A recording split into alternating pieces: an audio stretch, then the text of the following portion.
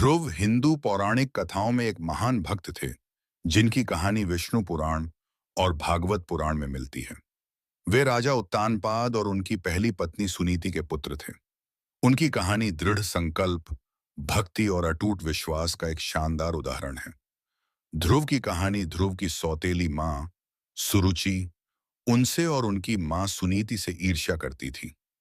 एक बार जब ध्रुव अपने पिता की गोद में बैठना चाहते थे, और कंद कह दे तो सुरुचि ने उन्हें अपमानित करते हुए कहा कि वे राजा की गोद में बैठने के लायक नहीं हैं, और अगर वे ऐसा चाहते हैं तो उन्हें भगवान नारायण की कठोर तपस्या करके अगले जन्म में उनके पुत्र के रूप में पैदा होना होगा।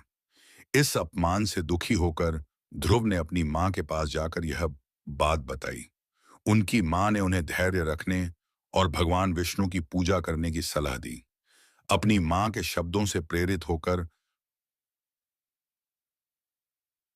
5 साल के ध्रुव ने राज्य छोड़कर घने जंगल में जाकर भगवान विष्णु की तपस्या करने का निश्चय किया। जंगल में नारद मुनि ने ध्रुव के दृढ़ निश्चय को देखकर उन्हें एयुएम नमो भगवते वासुदेवाय नमः मंत्र का जाप करने की विधि सिखाई। ध्रुव ने उस मंत्र का जाप करते हुए कई वर्षों तक कठोर तपस्या की।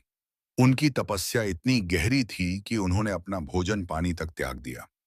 ध्रुव की तपस्या से प्रसन्न होकर भगवान विष्णु ने उन्हें दर्शन दिए और उनसे वरदान मांगने को कहा।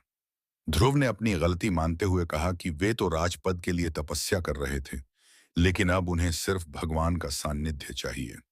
भगवान विष्णु ने उनकी भक्ति से प्रसन्न होकर उन्हें वरदान दिया कि वे पृथ्वी पर एक महान राजा बनेंगे और मृत्यु के बाद उन्हें आकाश में एक ऐसा स्थान मिलेगा जो हमेशा के लिए अटल रहेगा। भगवान के इसी वरदान के कारण ध्रुव को आकाश में एक तारा बनाया गया, आम जिसे आज हम ध्रुव तारा कहते हैं। यह तारा हमेशा उत्तर दिशा में स्थिर रहता है और कभी अपनी जगह नहीं बदलता। इसी कारण